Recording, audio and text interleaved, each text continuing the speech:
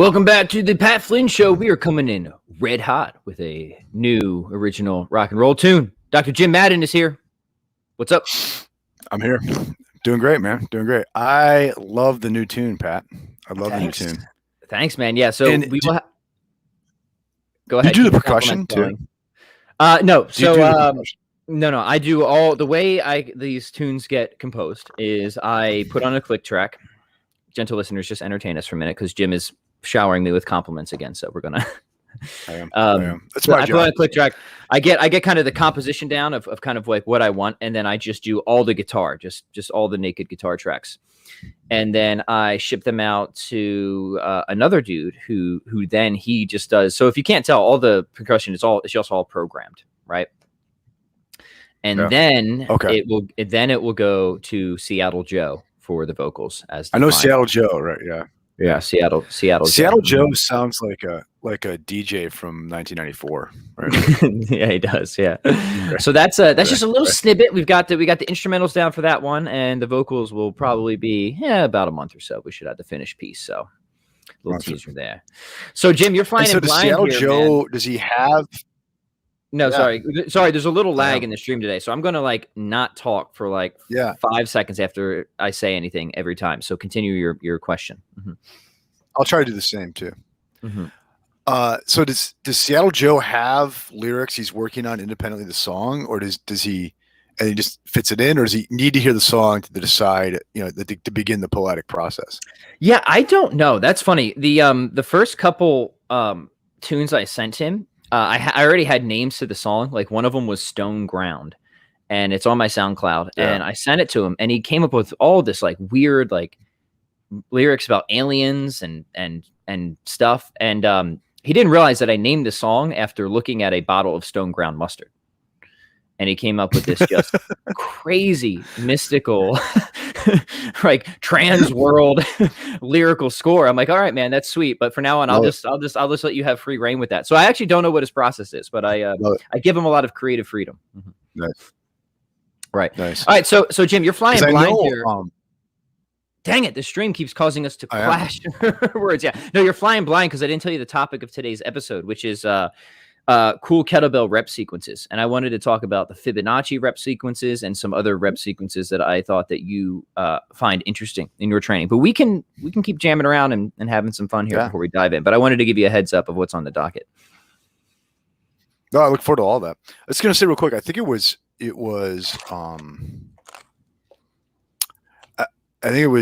Maynard from Tool, who said that he has to hear what the guys have done instrumentally before he can write the lyrics. Yeah, that makes sense to me. Right. That the instrumental stuff inspires the lyrical movement. Yeah. Right, because there's so much mood to that, right? I couldn't. So I'm not a lyricist. I'm not a vocalist. But anytime I've been engaged in musical composition with singers, that's typically the process, right? Is that, and maybe it's just because I'm just the type of guy who just feels like I need to control everything. That I'm the one who always this is the riff. This is what we're working with. Now you guys fill in the rest. Maybe some other people do it differently. They come up with the lyrics and vocals first and then try and fit the music around that. I'm sure some people do, but that's always the way I've done it with other people. And we play by Pat Flynn's rules here on the Pat Flynn Show. Exactly. It also makes me sympathetic to people like Dave Mustaine, right? Because apparently he's notoriously hard to work with. Right. He fires people constantly and stuff like that. But I kind of get that, man. It's you got a job to do. You need a head honch, to direct the operation. And it's business. A lot of this stuff at the end of the day. Exactly. And I love that you say that, from while broadcasting from your fortified compound. Right. Right. And like a guy, you decided to run things the way you want to run it. And it required you to take a risk and kind of do this really unconventional thing. Right. At the time, now it's, normal. Cause you understood, right, that if you want to make your way creatively, if you're going to do that, you're going to do it on your own terms. Yeah. I think You know, you and Dave Mustaine would get along very well that way. Well, no, probably not. You guys probably couldn't be in the same room together. Yeah, no, we probably couldn't. We were in the same room together. I actually have a picture with Dave Mustaine, so it did happen once, but we weren't engaged in any creative really? projects together. Yeah, it was high school. I got the backstage pass. You know the deal. So nice. So, gentle listeners, let us know where you're tuning in from, what you got in your cup, and what questions you have. We will do Q&A at the end. So, yeah, the way this works is I just come up with a headline, which just gives Jim and I an excuse to hang out and talk whatever we want. But exactly. Yeah. Yeah. So Jim, Dan and I were talking. Yeah, we're talking about the. You go, and then I'll chime in. Sorry. I said I don't feel so badly not doing my other work if you know if you've got a headline, there's people depending on our being here, right? So right. So Dan and I were talking the other day about the Fibonacci Rep Sequence. I don't know if you've ever played around with this, right? So the idea is, and actually the first time I ever stumbled upon this was I was much younger, and I was asking Dan for a program to help get my my squat and deadlift up. And he said, here's what I want you to do 2 days a week, right? I want you to, 2 days a week, I want you to just do the following reps, right? You're going to do a set of 8, a set of 5, a set of 3, a set of 2, and a set of 2. And he said, go relatively heavy for the 8, 5, and 3. Really push the weight for the first set of 2. And then go as heavy as you possibly can for the last set of 2, but you have to get it. You have to get the last set of 2, right? And it was, the funny thing about that was not only was it a really great program and it helped, but and here's just, I guess a kind of lesson I'd like to instill to people is, Dan John, as he always does, kind of went out of his way to help a young guy who was just looking for a program. And he sent me this program, right? And the program was like a paragraph. It was filled with typos, but it was a good program. Right. In fact, it was a better program than many that I had paid money for and that came in a very dense book. Right. So the point is don't judge an email by its cover or something like that.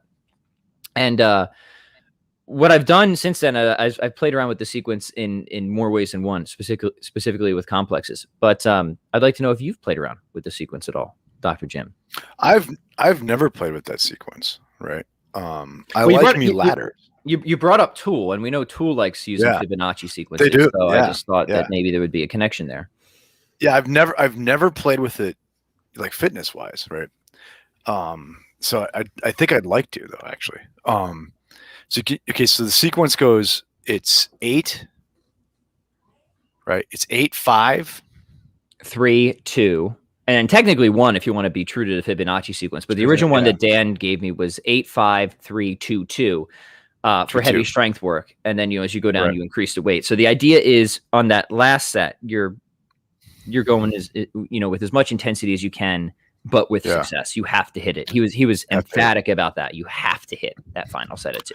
And do you just run it through once, or do you in the same workout go back to your 8, 5, 4? Just 5, once. 3. Just once is what Dan had for me for that. And I think it was twice a week. I might get the details wrong for this one. For deadlift, once a week for squat for that.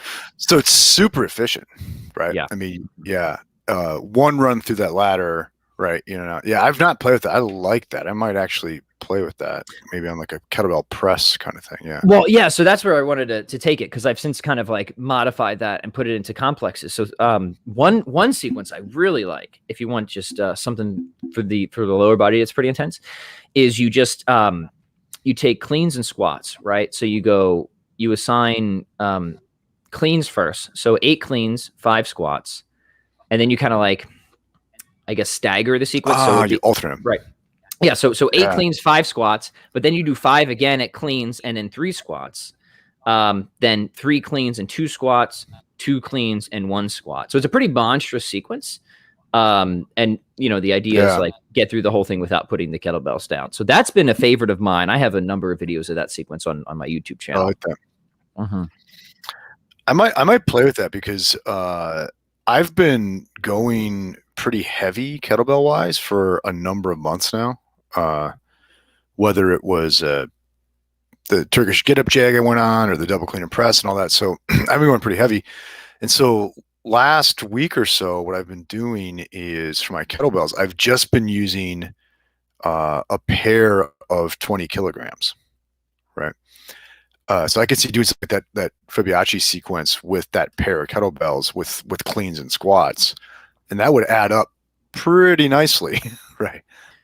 With a pair like that, yeah. So I think I might play with that. I think 20 kg is perfect for that, right? So if you're going to do, I'll offer two sequences for the gentle listeners, and I'd be curious if you try this out, Jim. So for the upper body, I mean, there's a number of ways you can cook it, right? So you could just do cleans and presses as well as with like 8 cleans, 5 presses, 5 cleans, 3 presses, 3 cleans, 2 presses, 2 cleans, 1 press. There's a good sequence for clean and press, right? You can do the lower body smash, which I just talked about, the 8-5, 5-3, 3-2, 2-1 with cleans and squats. You could reverse it too. That'd be even more interesting.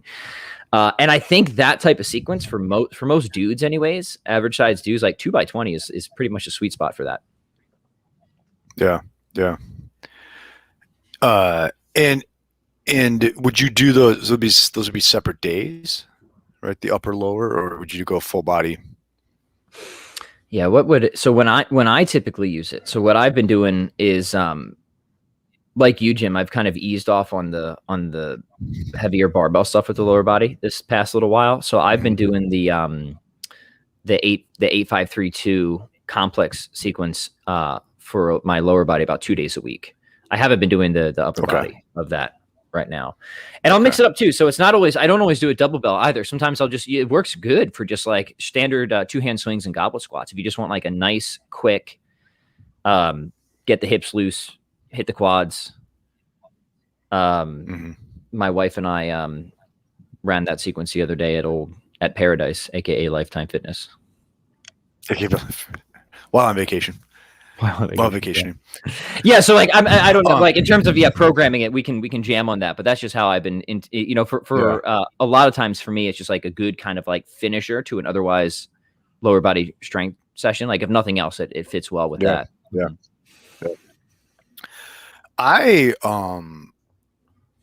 One of my favorites that I think isn't, I mean, it's a common thing, but I think it's maybe could be more of a go-to is the up and down ladder, the full pyramid, right? 1, 2, 3, 4, 5, 6, 5, 4, 3, 2, 1, like that. Because one of the things I've been doing that with body weight pull-ups lately quite a bit. And one of the things I've noticed is, obviously you can aggregate a ton of volume pretty low cost doing that. And 2,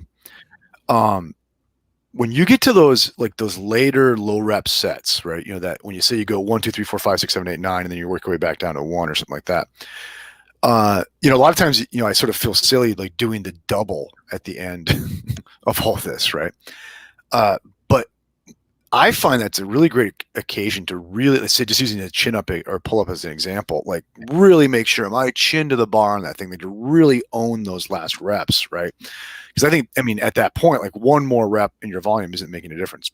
2 more reps in your volume isn't making that much difference. But it's this time to like really, when you're semi-fatigued, to own the technique, right? On that, and I've found that kind of fruitful technically when I do those. And so I've been doing 2 just lighter snatches, but ladder up, ladder back down, ladder up, ladder back down, maybe get through like 2-3 times. And I find once again, towards the end of it, it seems silly to be doing these, a set of 2 snatches, right? It does seem a little silly, doesn't it? Yeah. It seems silly, yeah. But you're like, well, I got to finish the pyramid, right? I always finish the pyramid, but also I find it's this great time now. Okay, I'm almost done, so let's absolutely own those reps technically at a point when I could very easily go haywire technically. Yeah. Right. And so I've found that kind of beneficial in getting good at the lifts, right, and aggregating a ton of volume. Yeah. Yes. Yeah, I agree. So it's funny you bring it up because like that's like the thing that nobody talks about, but we all agree with. Like once you're down to those like really low rep stuff with like swing ladders and stuff, you're like, what the hell am I doing? Right. What am I doing?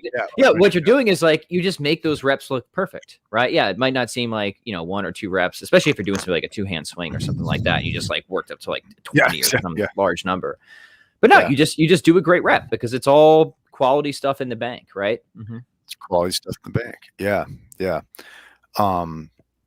I think it was Mike Mahler. Am I pronouncing his name right? Yeah, remember that guy? Yeah. That guy just got huge claiming only kettlebells in doing it, right? But he had a reverse pyramid or a reverse ladder workout that I did when I lost weight. This is one of the ones I did quite a bit, where you would go 15 swings left, 15 swings right, put it down, do it again, 15s, put it down, 12s, 2 times through, put it down, all the way down to 1. And I remember the 1, right? The 1 rep set of swings just at that point just seemed absurd, right?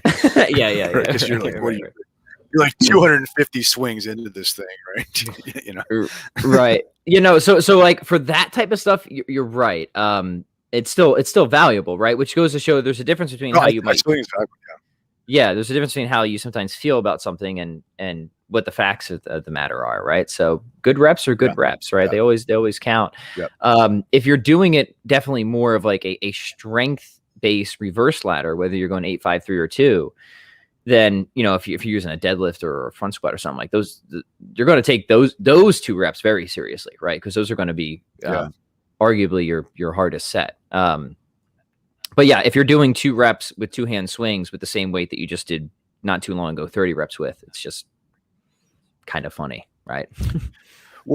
My high school weight room, I remember just, you know, on the wall, there was a program, and I think it was just like 8, 6, 5, 4, 3, 2, 1, right? That was it. Just whatever your lift was, whatever day of the week it was, just do a set of 8, do a set of 6, do a set of 4, do of 8, 6, 5, 4, 3, 2, 1. Just work your way up to that single, right? Working hard each set. And I tell you what, you know, back in the day, it worked, right? Back in the day. Back in the day, right now. Right. But of course, when you're 16, everything works, right?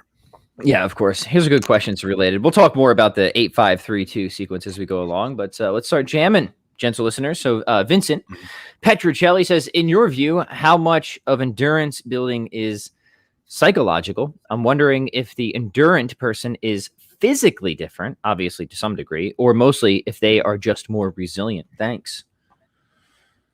What do you think?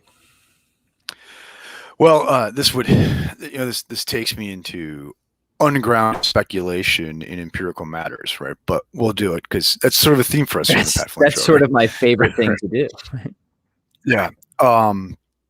I think there's definitely a physiological thing, right? And I think that's well known, right? But I also think there is a serious psychological element to it. I mean, I've just been fascinated by the fact, and this when I was into endurance sports and doing triathlons and stuff like that, is like what really would require me to stop running or would require me to stop cycling, right? It seems like I could always take another step, right? I could always pedal another round through, right? And I used to always say, you know, to people that I was working with on this stuff is, look, they would ask me like, why is it, Jim, that you seem to have this knack for endurance? I said, well, maybe something physiological, but also what I always do is when I want to quit, I just don't, right? And just say, you know, just give it another 30 yards or give it another 10 seconds. And when you get to the end of that next 10 seconds, you know, give another 30 yards or 10 seconds, right? And now, I mean, obviously, like the Ironman, you find out these people can go on no longer, right? Okay, but I never found the absolute edge of how long I could go on doing something, right? Except for swimming, because I technically would fall apart. And same thing. I know Vince is a jiu-jitsu guy. Is I think you can, you know, if you're willing to suffer the consequences, you can always roll another round on the mat. You can always do it. You can show up for it, right? And when you get into like endurance sport activity, stuff like that, you just need to finish it. You don't need, you know, so you just need to keep putting one foot in front of the other and just don't stop doing it, right? You probably won't die, right? Right. Yeah. Right. This is actually one of the reasons that I like kettlebell complexes and the types of sequences like the 8, 5, 3, 2. Because if you're doing it in a complex, like if you're doing it with 2 16s or 2 20s, right, and you're running this sequence, it's going to be your will that's probably going to want to give out before anything else. On these types of things. Yes. And why is that cool? Well, because then you can make that a deliberate intention of your training, right? Like there's certain things in training where you can, like, I think really just build some fortitude and grit, like exercises that aren't really that demanding, but they're sort of like mentally annoying or even agonizing. Like there's a couple of things I think are good examples of this. Kettlebell complexes are one of them. Certainly certain kettlebell complexes, like just high rep double complexes. It's just one of those things where just you start taxing multiple muscle groups and energy systems, and you just want to quit, and then you don't, as Jim says, right? And and there's two other exercises I think work well for this, and it's cool because they're kind of low risk, right? So like you can't really get hurt, or you shouldn't get hurt by kind of like pushing your will. One of them are just hollow holds, right?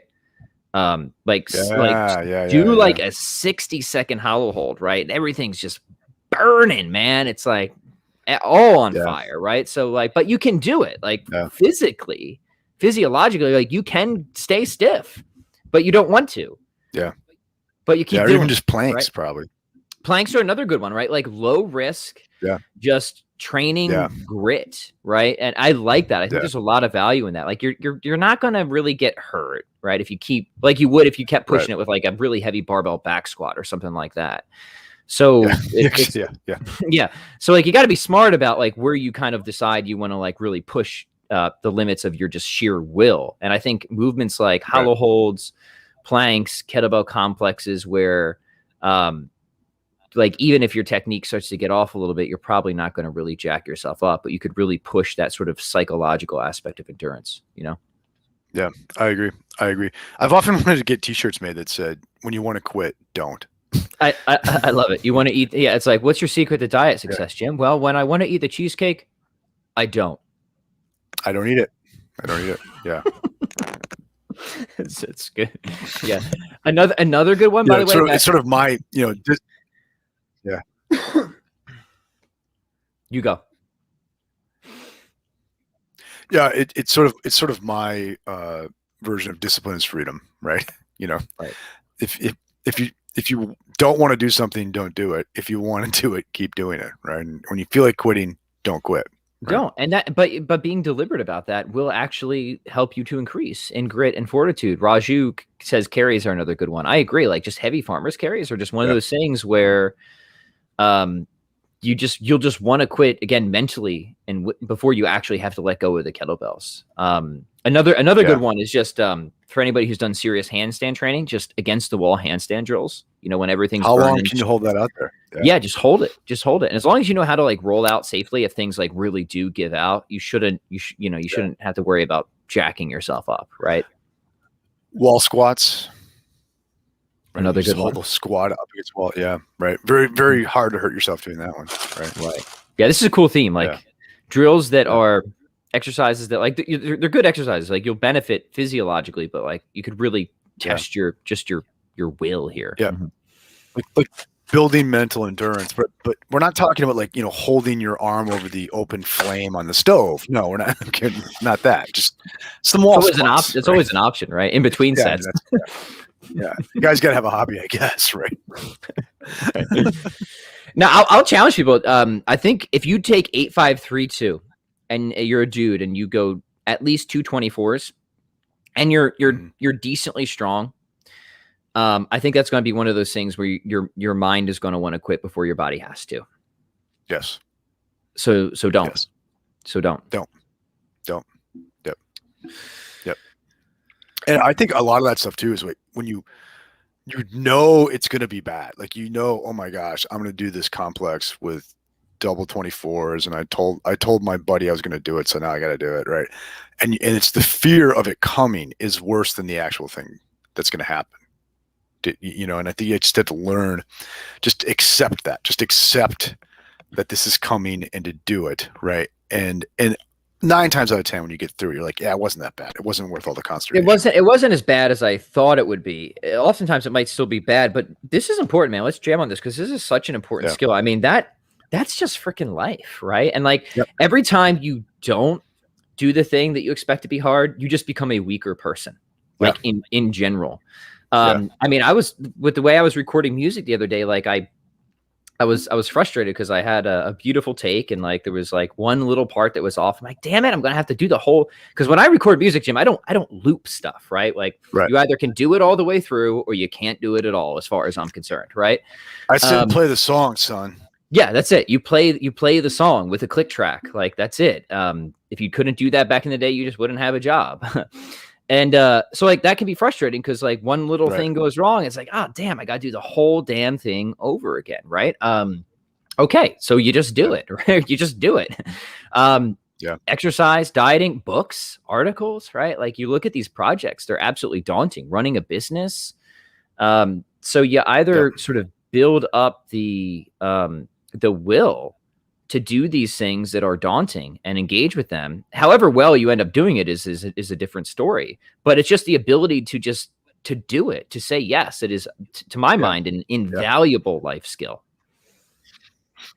If you're going to become a scholar, you got to get to the point where you can read 600-page books, right? And just just stick to it through every word of it. You know, I mean, it's just one example, right?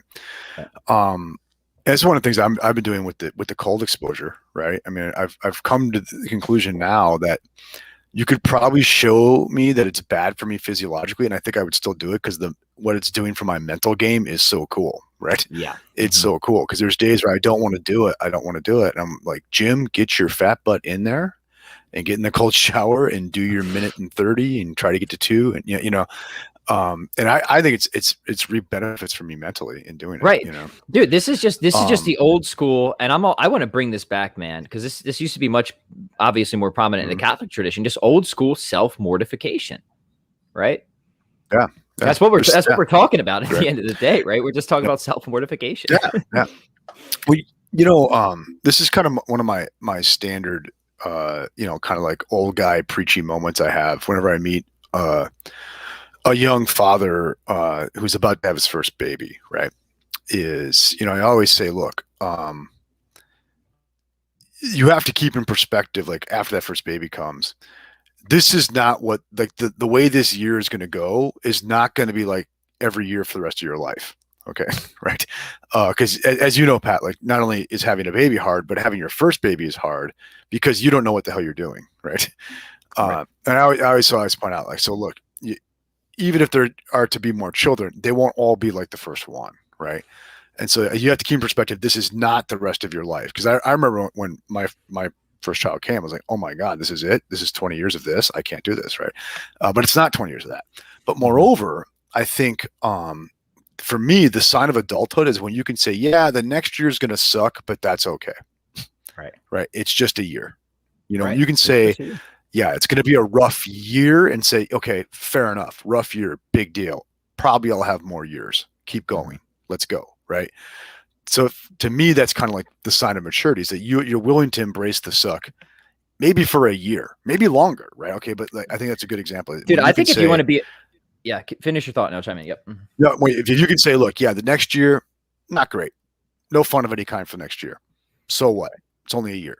You know, that to me that's mental toughness. Yeah. Dude, yeah, not only that, maybe we talk about manhood a little bit, right? The more I've thought about this, I feel like a rite of passage is not just being able of becoming an adult, of becoming a man, isn't just to be able to embrace a suck for a year. I think it's a decade. Yeah.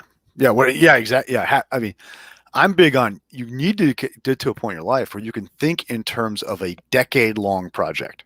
Yes. Right.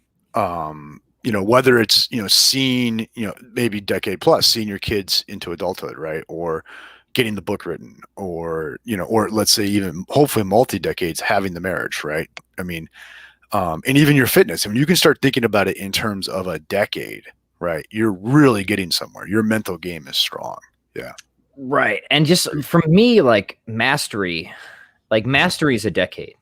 I don't know why I associate that, but I do. It seems just like for anything that I think that I could, you know, in my exceedingly humble way, call myself a master at, like there is a decade there, right? Yeah.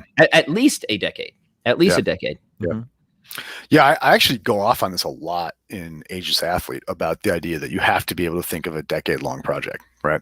Mm-hmm. And I quote in there from a guy named Chris Hodder, who was one of the first American-born black belts in Brazilian Jiu-Jitsu.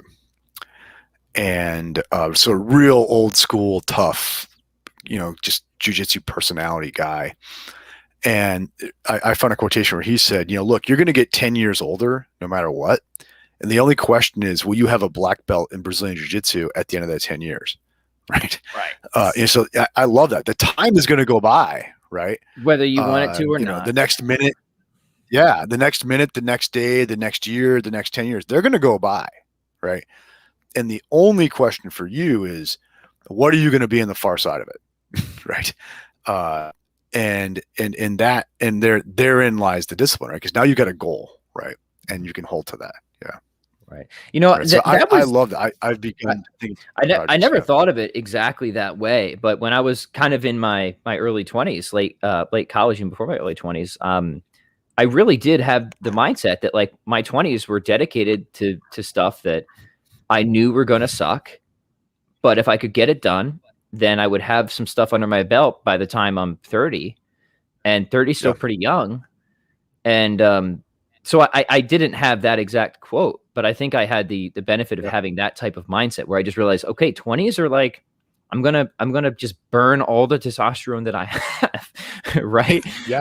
Pumping iron, studying philosophy, writing books, building a business, all of it, right? And like I can do that because I'm 20, right? Now as it happens, I started having kids and stuff too, but I'm like, I still got it. I can still burn this up here. And like, I'm going to be 30, whether I want to be or not. So the question is will I be a man when I'm 30 or not? That's the only question. Right. Yeah.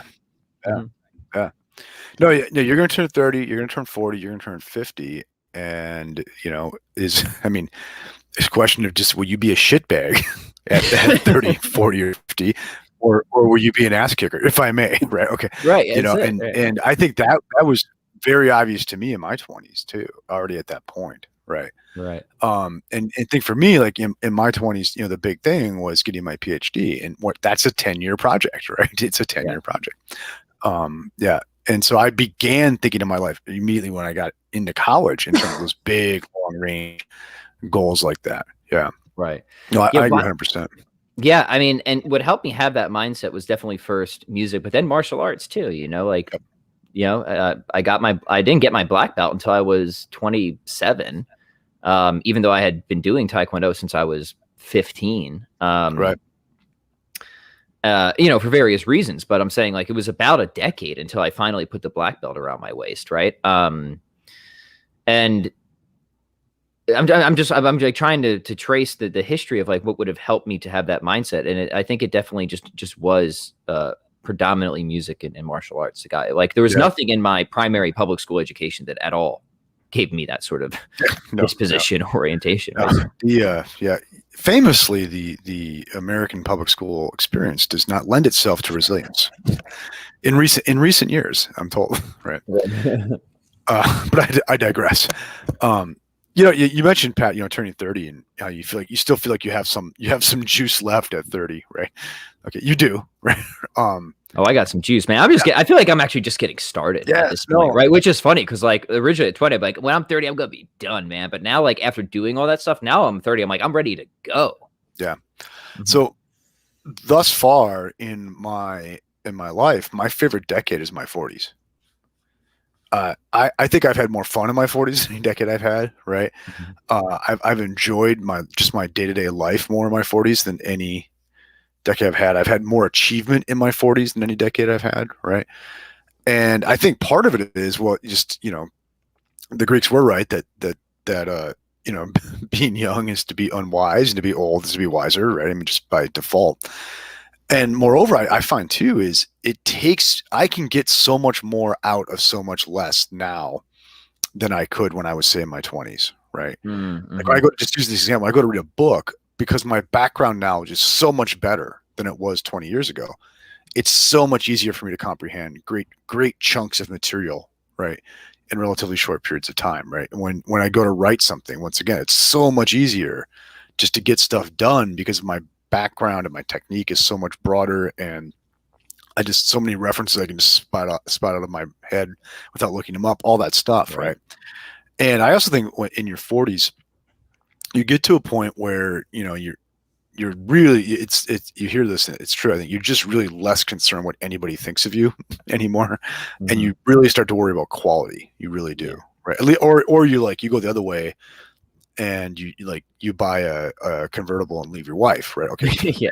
You get the $25,000 Mustang and Yeah, exactly. you never turn back. Yeah. Yeah. Although I do have my eye on a used Dodge Challenger, so nice. Hey man, I got nothing against it. Right? Exactly. Yeah, exactly. Yeah. Right.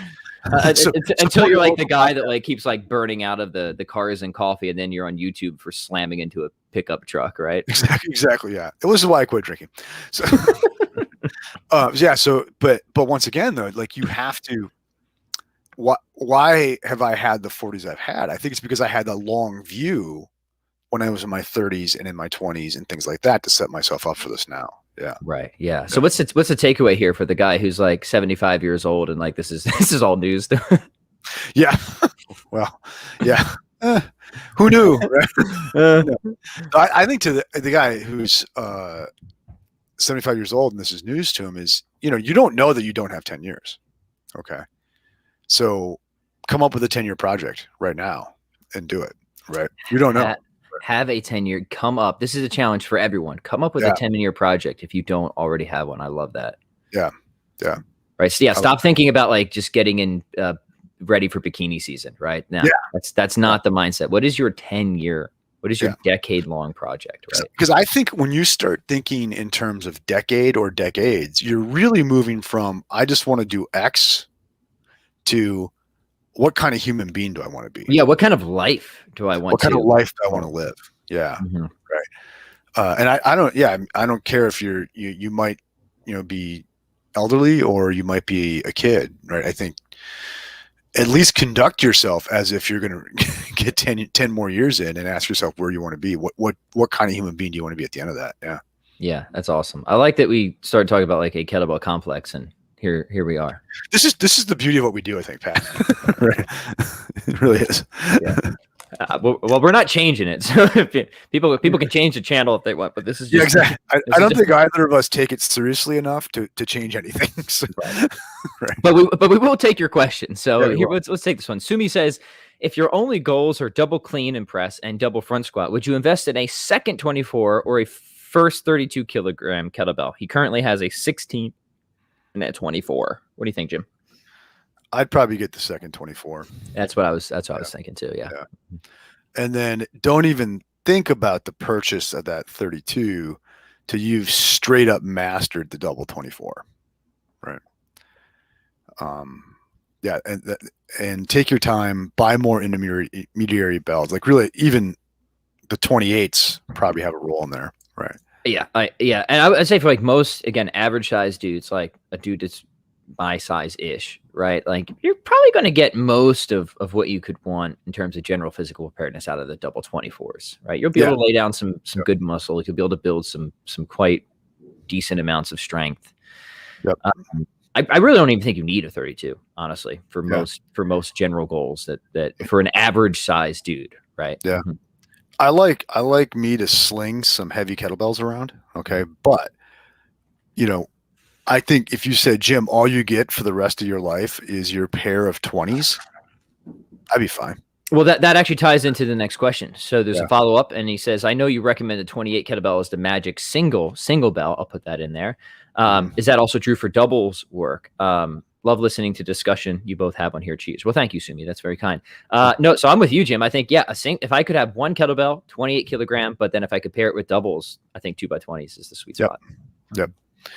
Man, the other day I did double 20 kg kettlebell, reverse lunge into a twist press, alternating sides. Yeah. That's a 10. Oh my God, man. We used to call that the Godzilla complex, by the way. Did you really? Yeah. Yeah, I got that on the YouTube channel. I love that one. Yeah. Godzilla. Wow. Yeah, that thing is tough. Yeah. And were you doing that for time or reps? I did it for reps. I had a timer on a 2-minute cycle. Okay. Right. So I do 10 of those, let the clock run for the rest of the 2 minutes, then come back to it. What I do, 5 rounds of that. Nice. Yeah. That's serious work. Yeah. So part of the reason I don't do like 32 presses anymore is just the heavier, higher rep pressing. It just seizes me up, man. Yeah. It just then I can't like turn to check traffic for like 3 days, right? But Yeah. like 24-ish, we're good. If I start pushing over that for the direct overhead stuff, I can still do and still go much heavier for dips, dumbbell, bench, and incline press. But I just don't do the really heavier, higher rep or higher volume kettlebell presses much over 24 these days.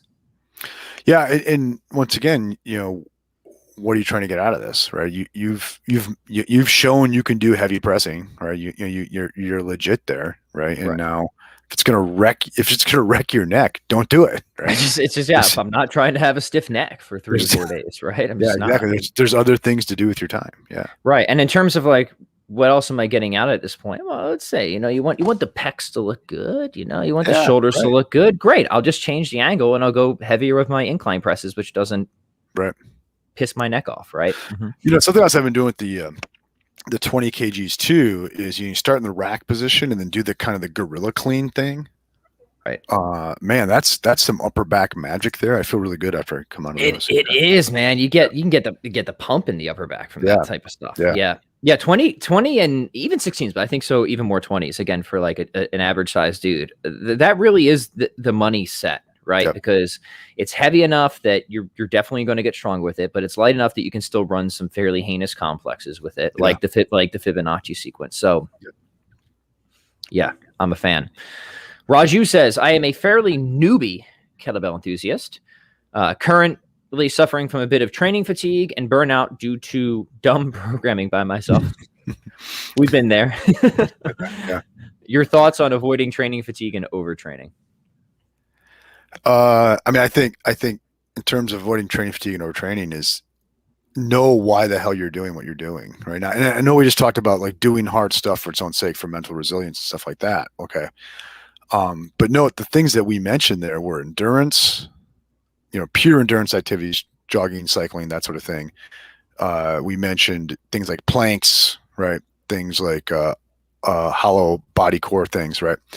I don't think like the deadlift and the squat and the barbell stuff is the place for that, right? So I think anytime you go to do actual strength training, right? The question, always know why the hell you're doing it, right? Like what is the point of this workout? Why am I doing this on this day? Because that stuff is expensive to your nervous system, it's expensive to your joints, all that stuff. And if it's not actually getting you to your goal, it's useless wear and tear, right? So I think knowing the final cause by which you define the activity is really important, especially in the strength arena, right? Don't do something, that's hard just for the sake of being hard if it comes at a high expense, right? In terms of injury or burnout. Yeah, I supremely agree with that. Yeah, same thing with like the kettlebell complex stuff. I mean, less is more, guys. Like 2 days a week, 10 to 20 minute sessions. It's plenty. Right? Jamie says, I have been doing more of a boot camp style workout for the last 4 years for 3 to 4 days a week. And he's looking to use more kettlebells to burn strength and body fat. He has 2 questions. 1, how many days a week do you recommend to do workouts such as this one? And 2, any supplements you recommend? So if you mean the 8-5-3-2 sequence, then I would say twice a week would be fine. But Jim, maybe you had some other recommendations. No, I mean, I think that's fine. I think build a little muscle is good for burning a little fat, right? And I think that sequence will definitely do that, right? On both, it'll get the heart rate up. I think if you want to become skinnier though, start adding that walk in every day, right? Just get a good chill calorie burn in there, like every day. A chill calorie burn, like that. And chill calorie burn, right? Which is good for your brain too, man, right? And listen to the Pat Flynn show. Go for a walk. That's how you do it. Yeah, man. Yeah. And but also, if you want to lose fat, absolute most important thing, it's the diet, right? It's the diet. So I would say, Jamie, to everything that Jim just said, if you're going to use the 8-5-3-2, then you could go 1 day a week. you could do, yeah, I mean, you can pair it in different ways, right? But let's get the push pull hinge and squat going. So one day, you can go the clean and squat sequence, and the other day you can do a press and bend over row sequence. So you could go 8 cleans, 5 squats, 5 cleans, 3 squats. I always have to think about this. 3 cleans, 2 squats, 2 cleans, 1 squat. There we go. That's right. Then the other day, if you want to do push pull, a sticky note at the gym. Yeah, no, like I got this. I really do. It's just getting it out of my brain into like through my mouth into the microphone. That's the hard part, right? And then for the upper body, I mean, there's a couple of things you could do for it, right? You could just do another good sequence is just to do push-ups and presses. It's kind of cool because you get like a level change thing that Dan's into. So you could do, eight presses, 5 push-ups, 5 presses, 3 push-ups, 3 presses, 2 push-ups, 2 presses, 1 push-up. There's a great sequence for your upper body. And then just like, then add just like a reverse pull-up ladder after that, just to get some pulling or rows or something like that. Do a sweater complex, like one or 2 of those on top of that, just short for just some conditioning. Do a bunch of walking, like Jim said, and then get your diet in check, man. And I think you'll be pretty good to go. Yep. And for those sequences, the 8-5-3-2 supplements go. Yeah, just real quick, just for the 8-5-3-2, if you're doing it with the kettlebells, and you're keeping the weight the same, I would just put like 20 minutes on the clock, see how many rounds you get. Okay, to you, Jim. Yeah, as you know, I love just setting the clock 20, 30, 40 minutes, whatever, and just chip away at the time, right? As far as supplements go, I don't use any supplements. I haven't used a lot of supplements in the past. I did use creatine for a while, and I found that worked real well. Creatine really well. Works. There's no doubt. Yeah. Yeah. But I also found as soon as I got on it, I was something like 8 pounds heavier. Boom. Yeah. Right? And I think it's probably the water issue, but so I actually did, I quit using it because I kind of didn't want to become like psychologically dependent on it. Right. Because it was so clearly working, and when I got to a point where I wasn't really worried about having just the extra pounds on my bench press that it was giving me or what have you, I just thought, this doesn't make any sense to do it. But right now I don't take any supplements at all. Yeah. Yeah. So I'm with you, Jim. I haven't taken creatine since college, but same thing. Like it'll give you some extra juice. There's no doubt. And it's as far as we know, it's one of the most well-studied supplements. It's safe, so you could consider that, right, if you want to. The only supplements I take now are really 2 things on a regular basis. I take some fish oil, and I use protein powders, and that's it. Yep. If you even consider a protein powder a supplement, I don't even. I was going to say, yeah. I don't. Yeah, I've used lots of protein powders over the years. I'm not now because I eat pretty darn high protein diet, and I think for you, Pat, you're probably using that as not a meal replacement, but an additional, right, and on top of extra calorie. I should be doing that more often because I'm consistently underfed. So that's what I should be doing, Jim. But yeah. But oftentimes I just find that just is my meal, right? And so I remain a skinny bastard. Hey man, it's more the rock and roll look anyway, right? Yeah, man. I've always actually, in terms of like aesthetics, like I've always been kind of more attracted to like the scrapper look, like the kind of Fight Club, Bruce Lee type of physique. Yeah. And part of that is just like, I think I've always been fairly realistic. Like I've never had it in my mind that Pat Flynn is ever going to be a bodybuilder. Like it's always made me laugh thinking that, but like I can chisel down and I can kind of have like that scrappy Irish fighting look. And I think it is. I think it fits the rock and roll. I think it totally fits the grunge, the grunge rock and roll scene. Right. I tell you, some of those pictures I see of you from a few years ago that you have up, man, you got pretty big. Like you packed some muscle on, but you had to fight to get that. I bet. Yeah. Yeah. Right. Yeah. So I have one of. I bet if you don't try, I have one of those physiques where I actually look less impressive with my clothes on, right? So like people have this dilemma sometimes. Like some guys, like with the shirt on, it's like, oh man, I bet that guy's jacked. Takes his shirt off, he's actually pretty pudgy, right? Most of the time when I have the shirt on, people probably couldn't even tell if I actually like work out that much, right? But then if I start to take the sleeves off and stuff like that, then this guy does lift. Yeah.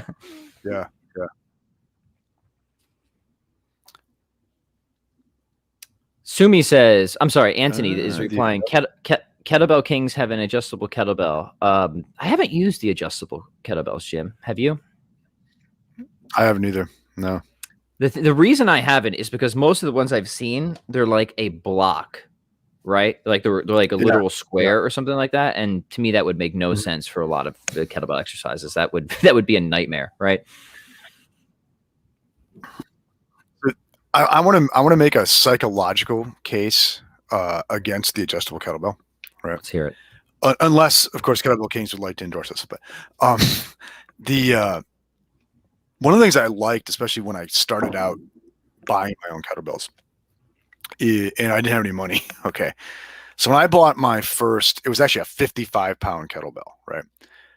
That's all I had. I had that one implement, right? So I had to get every drop of progress I could out of that 55-pound kettlebell, right? I had to absolutely master it through all the stuff I want, all, the snatch, the clean, the swing, the press, the get up, all that. That's because it's the only thing I had. And then I had to find a way to cook the press and the get up and all that, so I could still get something out of this lighter kettlebell, right? And then I didn't get a 32 until I had gone through that whole process. I had like a year where all I trained with was that 55-pound kettlebell. And then I got my 32. And then pretty much I had a year where all I did was train with that 32, right?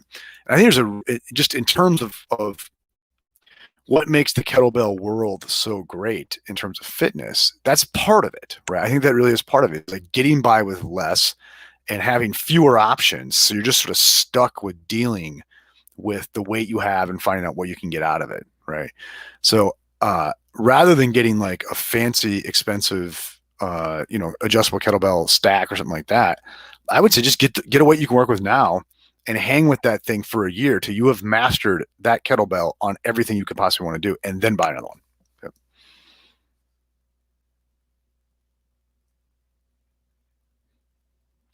Yeah, I can't hear you, Pat. Sorry, I was muted. That was my fault. That's right. So I was saying, Jim, you're making the case for intentional handicapping, which is really a cool thing to do, right? So the idea there is you restrict yourself in some areas to force yourself to improve in other areas. So with restricting yourself on intensity with a kettlebell will force you to think more deeply about how can I program volume, density, frequency to really master this sucker, right? So it'll make you really try to better understand programming as a whole by not just relying on trying to manipulate or tweak one variable, which is what a lot of people do, right? They just focus on intensity, but not other variables. Same thing with music, right? I've given this story before, but like I was pretty good at shredding around even at a young age, and my guitar instructor, he knew that, but he knew I was deficient in other ways. So he's like, you know what, we're going to take away three of your fingers when you solo for a while, right? And we're going to handicap you because this will force you to play in ways that you don't play and to develop skills on the fretboard that you currently don't have. So that intentional handicapping was a very valuable thing. And there's martial arts examples too, right? Of ways that you can just intentionally handicap yourself to force yourself to improve, fill gaps in other areas. So that's a big insight. Mm-hmm. Yeah. So the case is well made. And yeah, definitely. I think there was another question there. The Louisiana. Yeah. Our man Luke checking in from Louisiana. He's drinking some sparkling tea. I've got iced tea here. I went down to my post workout was a big chunk of charred fatty meat from Mission Barbecue and a unsweetened iced tea. So that a boy. I'm having my standard cup of black coffee. Beautiful. Yeah. Beautiful. All right, let's keep rocking. We'll take a few more here, gentle listeners. By the way, I put you'll see the link here.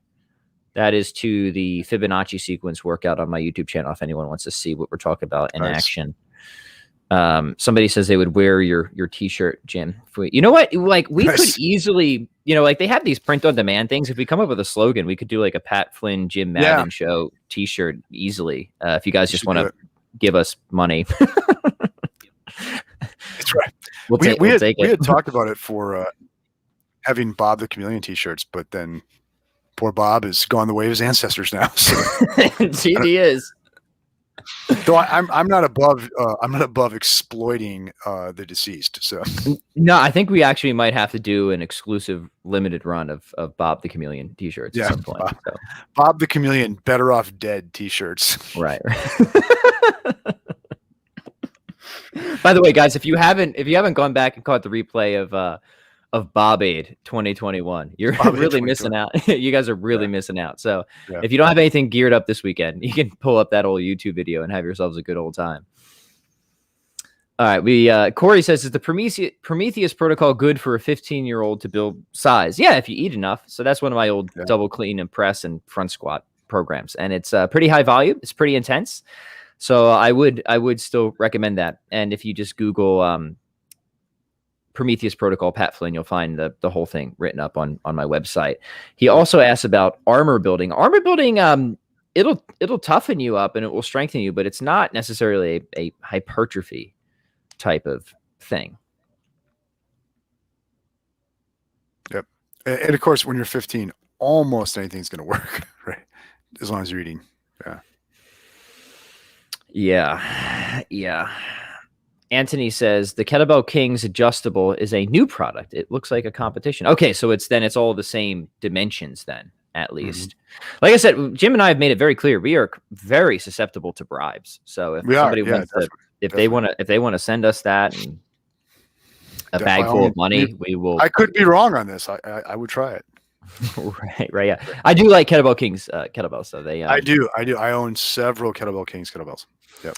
Yeah. Good stuff. All right. So the hour is about up here, Jim. What are you working on? What projects do you have coming down the pipeline that you wanna mention to the gentle listeners? I just had a new lecture come up from the Tomistic Institute.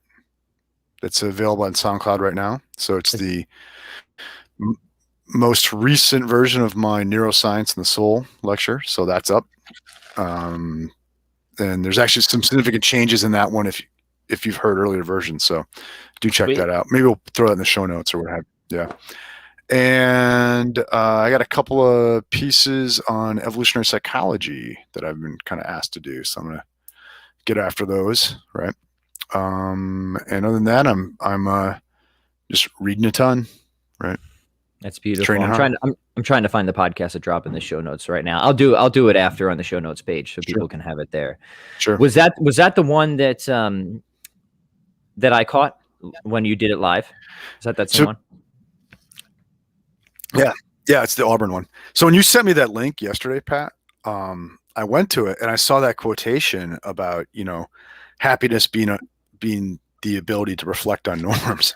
I thought, oh, that's cool. That's cool. It sounds like stuff I've been working on. And then I realized it was me. That was Jim.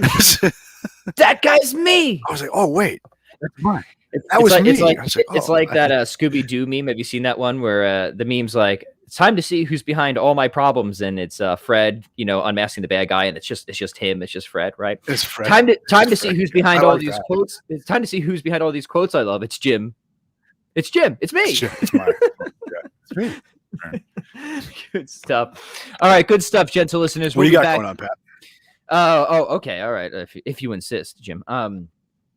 Yeah. What do I have going on? Well, I'm working on this book with Gavin, as I've announced before, so I won't reiterate that. I've got 2 other articles that I'm working on. I want to actually after the show, behind the scenes. You guys don't have backstage passes yet, so you'll miss out on this. I want to talk to you about that prime thinker argument that I'm developing.